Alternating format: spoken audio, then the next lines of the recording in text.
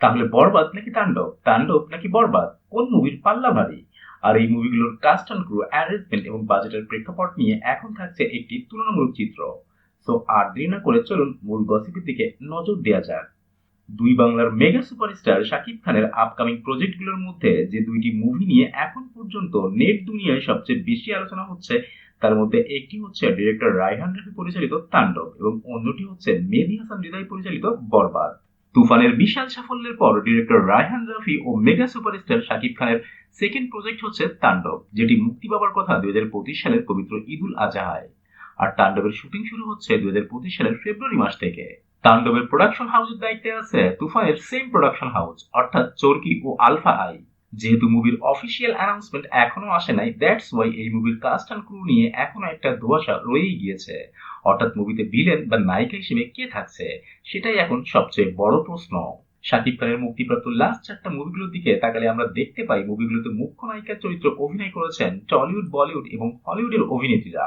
And that's why Dhallywood সিনেপাড়ায় গত কয়েকদিন যাবৎ একটি প্রশ্ন বারবার ঘুরপাক খাচ্ছে।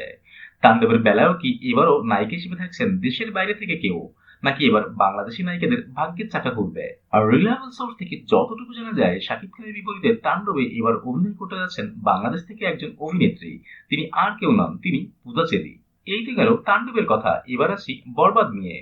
নাট্যজগতের নির্মাতা মেহেদী হাসান হৃদয় নির্মাণ করতে যাচ্ছেন তার ক্যারিয়ারের ফার্স্ট ফিল্ম বরবাদ। প্রিয়তমার বিশাল সাফল্যের পর মেগা সুপারস্টার শাকিব খান ও ইদিকা পাল জুটি আবারও আসছেন এই বরবাদ নিয়ে, যেটির প্রথম লটের শুটিং অলরেডি শেষ হয়ে গিয়েছে। এখন শুধু বাকি আছে সেকেন্ড লটের শুটিং। আর মুভি তো মুক্তি পাচ্ছে 2025 সালের পবিত্র ঈদ উল ফিতরে।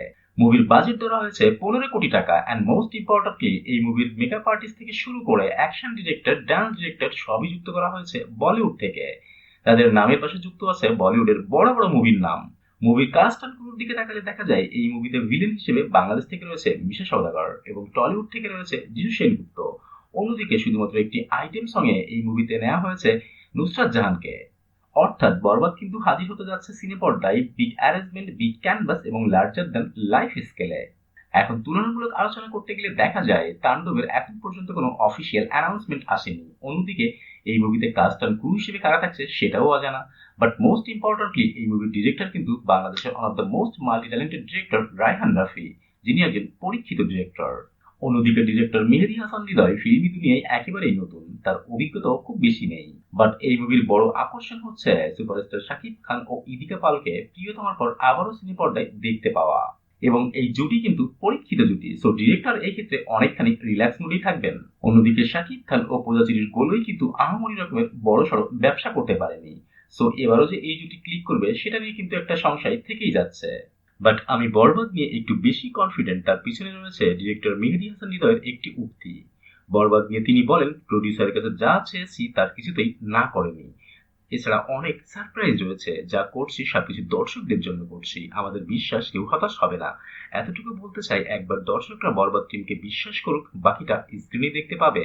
অন্যদিকে ডিরেক্টর রায়হান রাফি একজন পরীক্ষিত ডিরেক্টর, তার অভিজ্ঞতার পাল্লাটাও ভারী এবং ডিরেক্টর রায়হান রাফি তার ভক্তদের কখনোই হতাশ করেন না। অ্যারেঞ্জমেন্ট, ক্যানভাস এবং বাজেটে বরবাদ ও তাণ্ডব সমানে সমান হলেও বরবাদ কিন্তু মুক্তি পাচ্ছে 2025 সালের পবিত্র ঈদ উল ফিতরে। তার উপর আবার প্রিয়তমার পর শাকিব খান ও ইদিকা পাল জুটির সেকেন্ড প্রেজেন্টেশন। সো এখন পর্যন্ত হাইপ বলেন বা বাজ বলেন, সব দিক থেকেই কিন্তু বরবাদের পাল্লাটা একটু বেশি ভারী বলে মনে হচ্ছে। এবং বাকিটা তো দেখা যাবে সিনেমা মুক্তির পর। That's it for today. আবারও দেখা হবে নতুন কোনো ভিডিওতে নতুন কোনো গসিপ নিয়ে। Till then tata and bye by.